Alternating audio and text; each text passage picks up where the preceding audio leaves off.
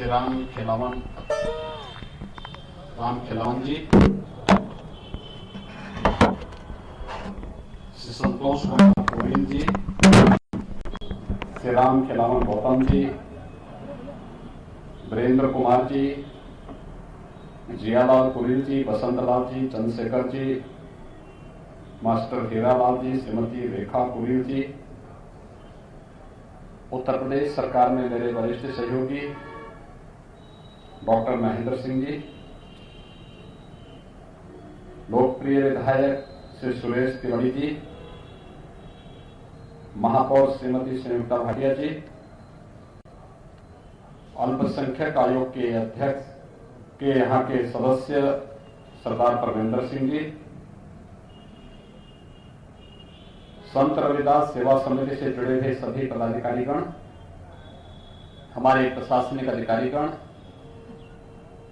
और उपस्थित भाइयों बहनों, आज से 645 वर्ष पूर्व इस धरती पर एक महान संत का प्राकट्य हुआ था, जिन्होंने काशी की धरती पर जन्म लेकर के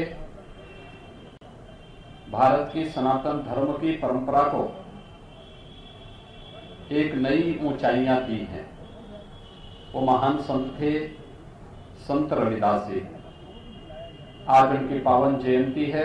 मैं सबसे पहले आप सबको संत रविदास जी की इस पावन जयंती यानी माघी पूर्णिमा के अवसर पर हृदय से बधाई देता हूं। आप सबके प्रति अपनी शुभकामनाएं व्यक्त करता हूं। आज का ये पावन दिवस हम सबको अनेक प्रकार की प्रेरणा प्रदान कर रहा है। महत्व इस बात का नहीं है कि व्यक्ति का जन्म कितने बड़े घर में हुआ है।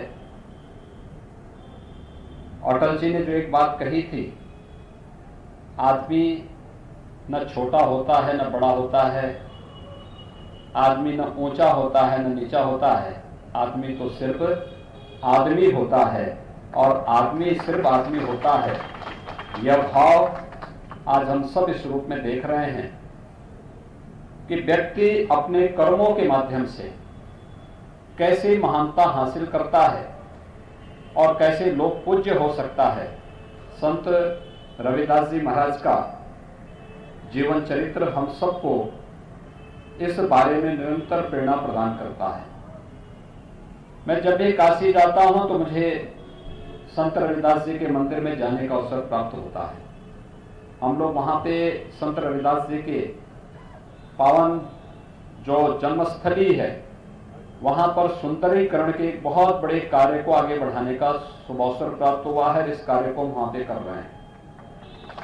लेकिन हम सबको एक बात को ध्यान में रखना होगा कि कैसे इन कार्यक्रमों को व्यवस्थित रूप से आगे बढ़ाया जा सकता है और कैसे व्यक्ति महानता हासिल करता है। भारतीय मनीषा ने धर्म को कर्तव्य माना है और उसकी जीती जागती प्रतिमूर्ति है संत रविदास जी। हम सब जानते हैं कि जब नित्य प्रति संत रविदास जी गंगा स्नान करने के लिए जाया करते थे। एक बार उनके सहयोगी संत ने कहा कि चलिए स्नान करने के लिए चलते हैं।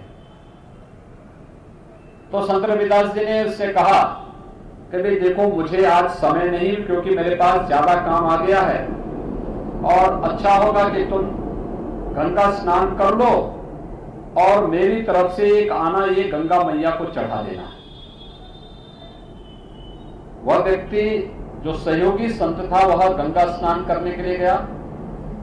स्नान करने के बाद अपनी ओर से दान पुण्य जो करना था करने के बाद जैसे बाहर आया, बाहर आकर के चलने के लिए प्रस्थान किया, उसे समझ में आया कि भाई मैंने तो गंगा मैया को अपनी ओर से जो अर्पण करना था कर दिया, लेकिन संत रविदास की ओर से भी मैंने कुछ अर्पण नहीं किया। उन्होंने मुझे एक कहना दिया, मैं इसको भी चढ़ा देता हूं।